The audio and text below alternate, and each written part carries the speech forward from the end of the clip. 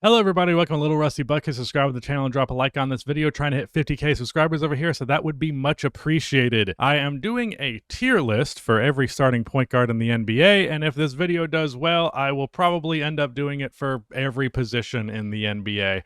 I prefer doing tier lists rather than just simply doing rankings, which was the original plan for this mini series within this channel, but I think a tier list is a better way of illustrating the differences between players rather than getting into the nitty-gritty about why is X player ranked over who, when really the difference is kind of negligible or up to personal preference. So that's why tier lists are better in my opinion, and that's why we're going to do one today. Bear in mind, this is all my opinion, and there are varying degrees of how aware I am of these players. Still very comfortable in saying that I know a good bit about all of them, but there will be a few areas where I probably miss a nuance or there. Just let me know what it is. But with that said, let's go ahead and get into this shit. I love that the first one is Josh Giddey. Okay, so here's how we're going to do this. S is a superstar.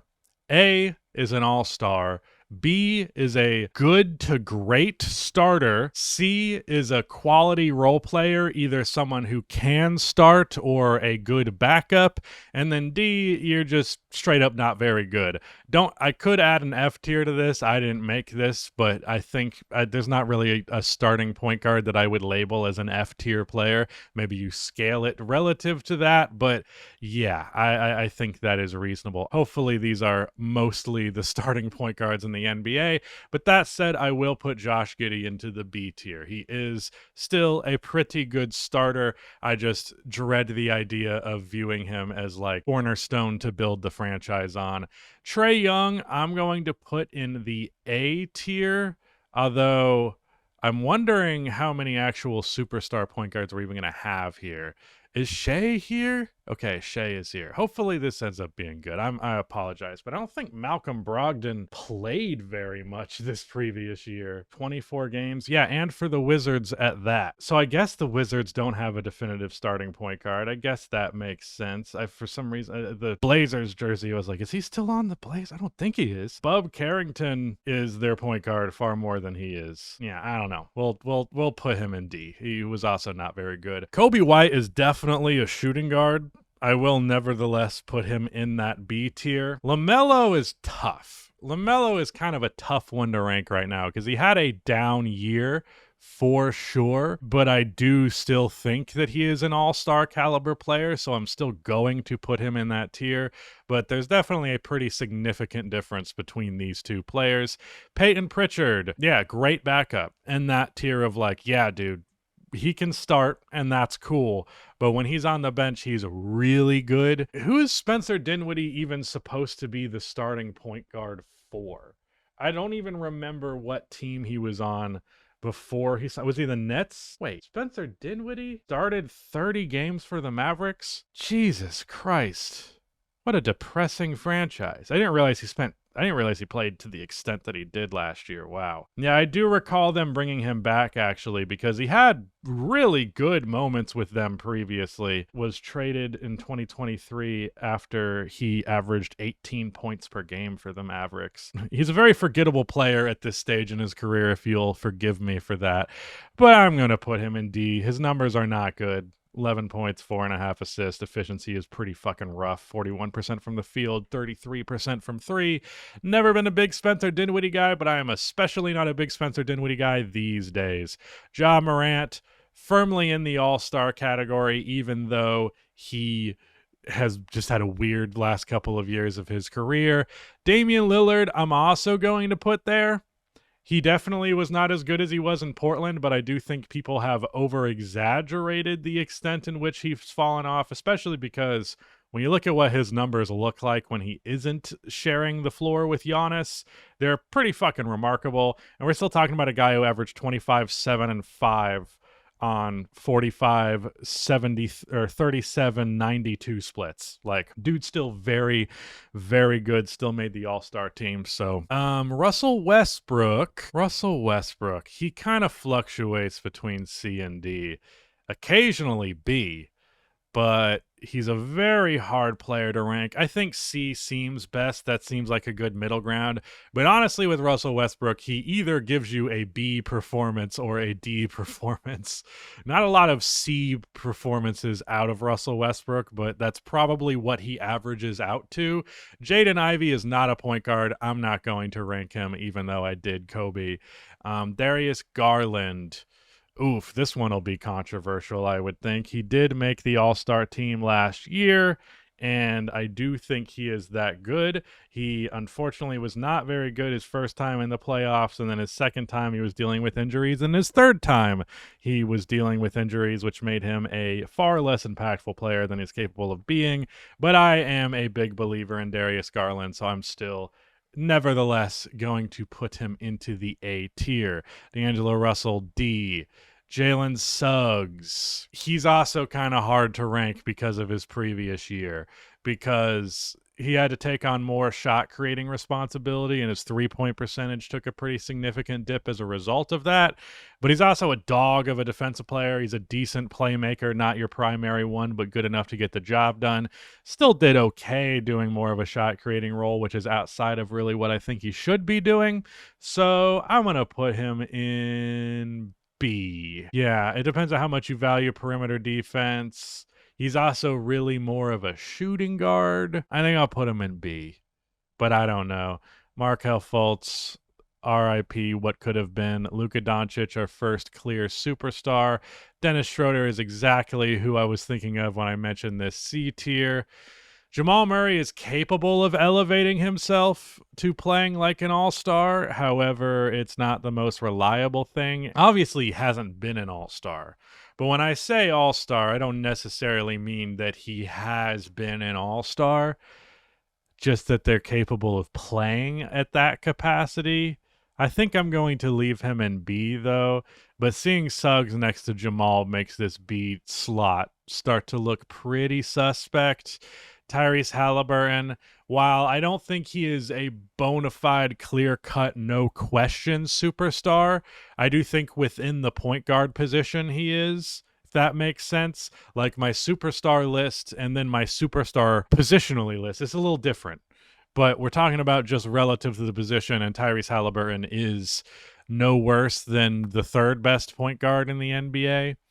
Maybe fourth, depending on how you feel about Jalen Brunson. Speaking of, let's go, not Brunson, but let's go ahead and get Shea in here as well in that superstar tier, and we'll get Jalen Brunson in the superstar tier just to get that out of the way. DeJounte Murray, we can go with a C. Jose Alvarado. Let me look up what his stats are. 36% from three. He's a good defensive player. He's known for his stealing it from hiding on the baseline move. 4.6 assists per game, 1.5 turnovers.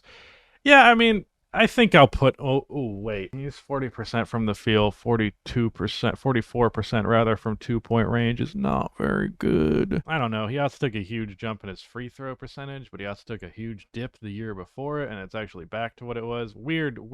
Look at his free throw percentages. That's really funny. I was saying look at it like I have it pulled up on the screen, but he goes from 68 to 81 to 67 to 81. He just goes back and forth between whether or not he wants to hit his free throws. Jose, the thing is, like, I think he is a good backup. I think if he's your backup point guard, you feel good about that. But I think you feel great if he's your, like, 11th man. If Jose Alvarado is your 11th man, your roster is great.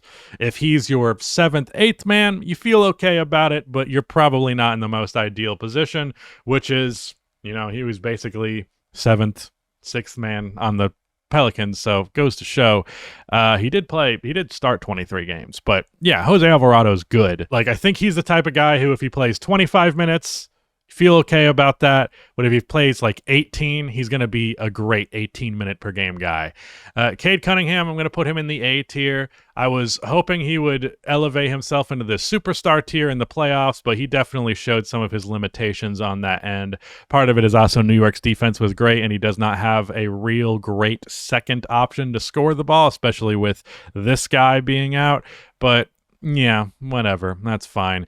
Kyle Lowry is D tier, respectfully. I appreciate Kyle for what he was, but that's not who he is now. Drew Holiday, we're going to put. Honestly, dude, Drew Holiday had a huge dip in his shooting, and that kind of negates his value. He also just. It's actually only one and a half less points per game, but it felt like he was also just doing less creation. But yeah, dude, from 43% to 35, that's a huge dip. He's a great defensive player, and he doesn't make a lot of mistakes. But when the three ball's not as good, it does reduce his value pretty dramatically. I still think I have to put him in B, though. I still think he's firmly better than these guys. Not as firmly as I would have said beforehand. Emmanuel Quickley. Only thing that I'm certain of with Emmanuel Quickley is that he shoots the hell out of the ball. Yeah, 38% from 3 on 7 attempts per game. He started 33 games but got injured. And I think that's the one thing that I probably should have highlighted more in my Raptors video was they did deal with a lot of injuries throughout last season.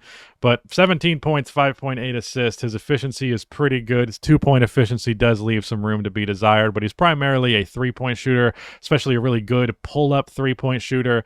So I like Emmanuel Quickley a lot. He's probably... Is there a player I like on the Raptors more? Probably Ochai Agbaji is my favorite Raptor, and then after that, Emmanuel Quickley. I'll put him in the B tier, though. He's not an all-star, but he's a pretty damn good starter. Fred VanVleet, I will also put in that tier. I'm going to try not to factor the contract of it all into this because he is not worth the $40 million on his contract, although I think I saw something the other day about how they renegotiated his contract, but I haven't seen that. Okay, so he's only making $25 million now. Yeah, that firmly increases his value, but I also wasn't factoring contracts in. But like that's the hesitancy I have with Fred is for what he was making, not worth. $25 million though. Good defender, especially for his size. Good playmaker. Good 3-point shooter who I think his shooting percentages go down just based on the fact that the Rockets had so little shot creation that he had to do so much. So yeah, I'll give him that bit of credit. Amen Thompson is an all-star in every capacity besides for his jump shot.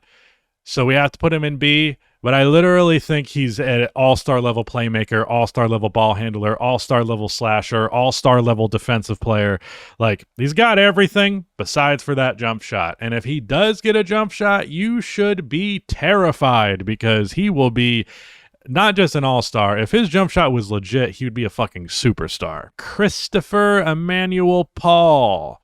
I think I'm going to go to C.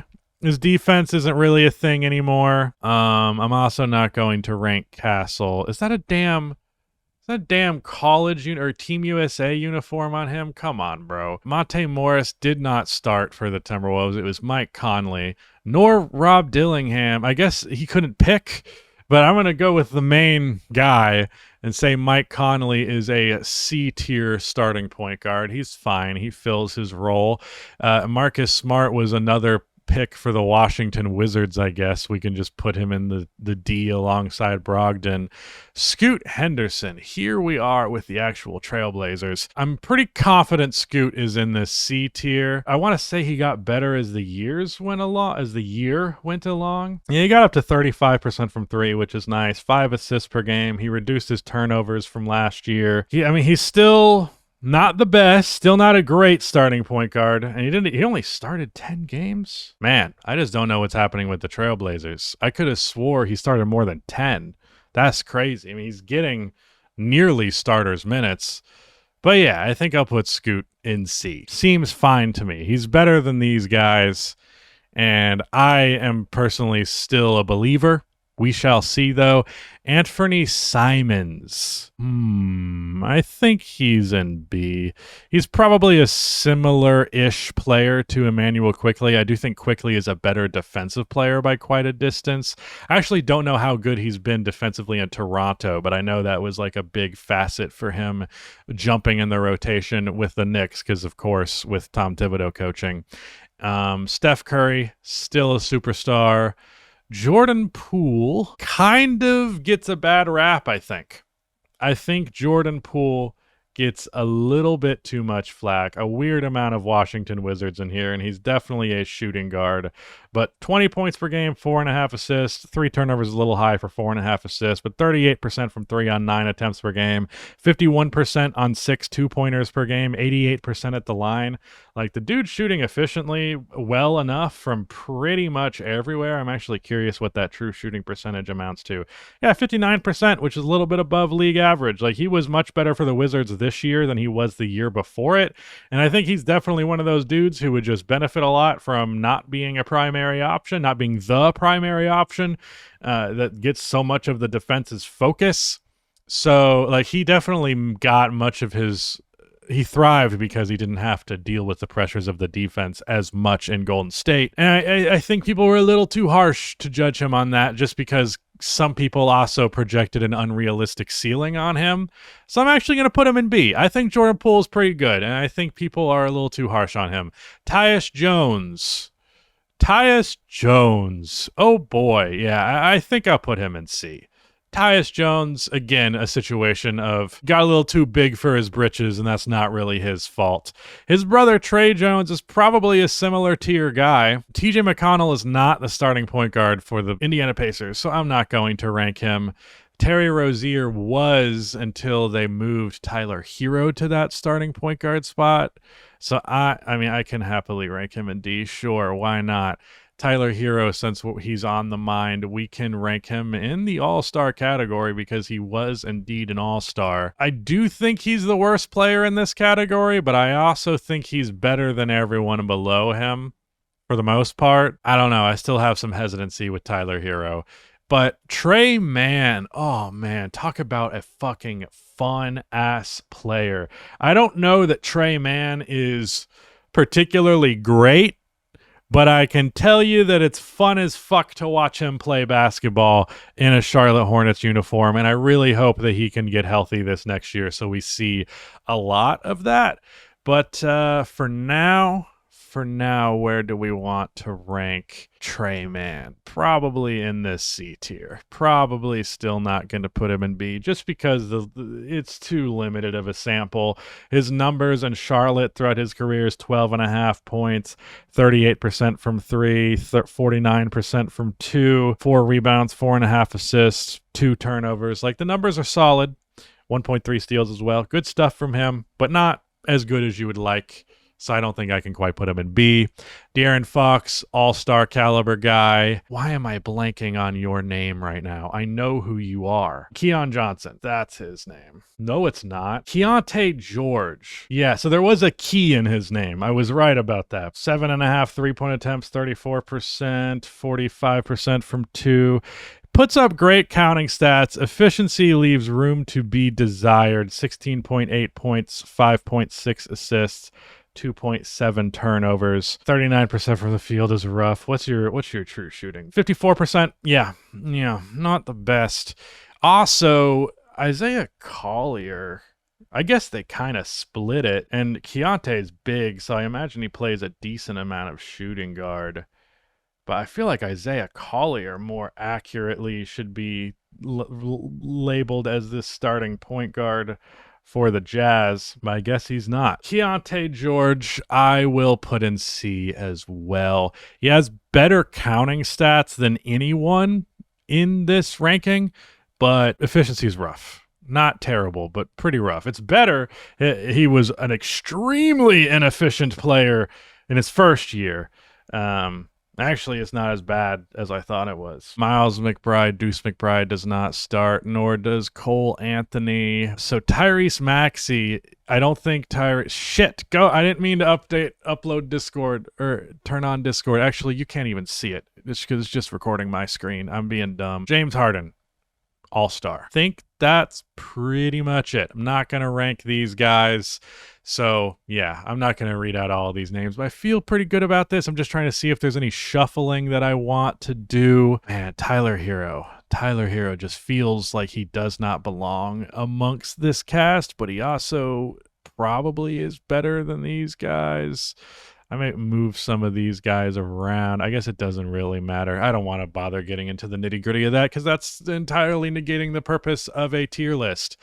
So yeah, these are the tiers of the starting point guards in the NBA according to me.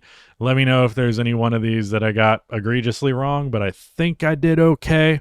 I don't know. Tier lists find a way to piss people off all the time, so I can't wait to find out how. But drop a like on this if you want to see more tier lists, and shout out to Rudy for editing this video. Or actually, Nick is going to edit this one. Shout out to Nick for editing this video, and goodbye.